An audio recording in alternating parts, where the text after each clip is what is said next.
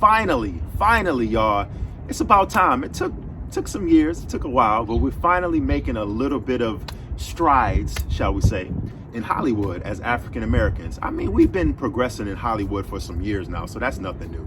But what I'm talking about is in the action superhero film genre. We finally have African American in the lead role of one of the most prominent superhero characters, Captain America, Anthony Mackie, who's the brand new Captain America. He's African American, he's black, and the rumor is that the new Superman film coming out, there will be an African American in that lead role, and also we might possibly see the African American portrayal of Jon Stewart in the Green Lantern film or possibly TV show. So let's break this down and talk about all of this brand new diversity out of nowhere that we're seeing in the superhero film genre in Hollywood. Come on, let's talk about it. Yeah. Okay.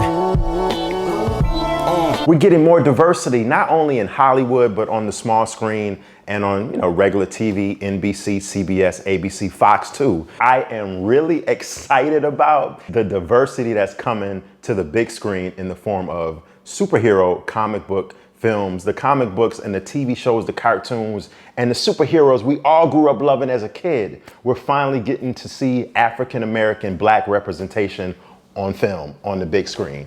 And if you've been watching on Disney Plus, Falcon and the Winter Soldier, Anthony Mackie has now stepped in as the new, quote unquote, Captain America. That's right. If you're familiar with the comics from Captain America, there's always been African American Captain America to go along with the original Captain America, who's Caucasian. But now they're bringing him to the big screen, and Marvel is just being upfront about it. Like, yeah, this will be the face. So we think of the Captain America franchise for right now. And I think it's going to be a good addition to the Marvel universe and Marvel Phase 4, what they're currently in right now, to lead the charge. And it's just excellent. We might get a chance to see on the flip side, Warner Brothers, DC, who has been documented to possibly be having a black Superman coming up soon in the new J.J. Abrams produced and directed. I'm not sure if he's directing the film, but the J.J. Abrams produced Superman, new film that's coming out eventually soon, will possibly feature a black Superman, as I've told y'all before. And it's just, hopefully now the rumors have been for about a year or two now that Michael B. Jordan was, interested in playing Black Superman. So, or not, that's not his name, Black Superman, but you know what I'm saying, obviously. So maybe we'll see Michael B. Jordan throw on the cape. If not, we'll see another capable African-American actor. And it's a good time for us in film. So I'm looking forward to that project. As well as there was, now, if you didn't know, in the Justice League film, the Zack Snyder's Justice League 4-hour cut, the movie that was on HBO Max, if you didn't know and if you didn't get a chance to see it, there was supposed, and this is old news, but maybe you might not know, there was supposed to have been Green Lantern. Yes, Green Lantern was going to make a special cameo appearance at the very end of the film, but Warner Brothers executives decided to take him out at the last minute. Now, Wayne T. Carr was scheduled to play the African-American version of Green Lantern, which is Jon Stewart, if you don't know. There's a bunch of different lanterns in the DC universe, but there's two predominantly Green Lanterns at the forefront. You have Hal Jordan, which is the Green Lantern that we all used to seeing. And there's another version of Green Lantern, which is Jon Stewart, who is the African-American version of Green Lantern. And like I said, in the Zack Snyder film, Wayne T. Carr, the actor, was going to make a cameo appearance at the end of the movie. Warner Brothers didn't want Zack Snyder to do that because Warner Brothers, DC, they actually have plans for Jon Stewart in upcoming DC projects. So they told Zack Snyder, you can't use Green Lantern. So Green Lantern wasn't in the movie, but they did shoot the scene. And actor Wayne T. Carr said that Zack said, referring to Zack Snyder, the director, Zack Snyder told him, we're going to shoot it. We'll see what the studio says. Obviously, the studio said no. But Wayne T. Carr said, this is kind of crazy because we shot what we call, we shot it in what we call driveway studios, and they actually shot the scene in Zack Snyder, the director's driveway. He said what surprised him the most was the positive feedback that he was getting from all the fans and everybody that's invested into the whole DC universe. I wasn't even in the movie, and I'm just getting positive feedback from the people and support. It's super crazy. It's absolutely crazy, but I love it.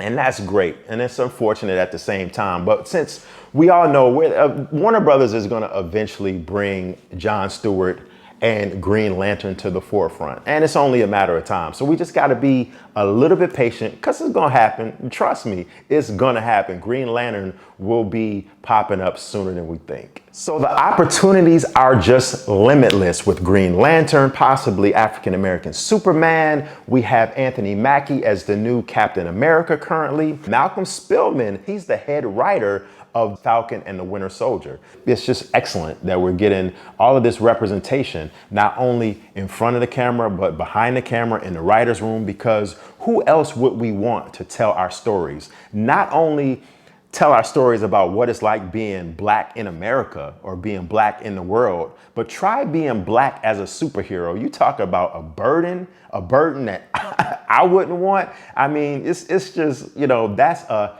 hell of a burden. It's one thing to carry, the cross as Black people that we have to carry every day, but to be a superhero, to try to save the world and save the country on top of that, the way other people, other races tend to look at us, I mean, that needs to be told. Those stories need to be told. And I think we're gonna get some good representation for that. As people that's not a fan of African-American superheroes, the biggest thing for other races to do is just chill. First of all, don't get upset because, for hundreds of years, for years, many years, African-Americans like myself have been watching white and Caucasian superheroes, and we've just had to deal with it. So now I'm telling you, non-Black people, just deal with it. Some good stories will be told from this, and diversity is what this country truly is shaping into. It's no longer, a particular kind of format, particular kind of way, a particular kind of look. This world is shaping into, or let's just say this country, or the U.S., is particularly this country is shaping into a very brown, lighter shade of brown kind of country. First of all, shout out to everybody that's for the diversity. Now we just sprinkle in a little bit of color into the mix, which is, is always good to try something new, positive, and different. I'll check y'all later. One love.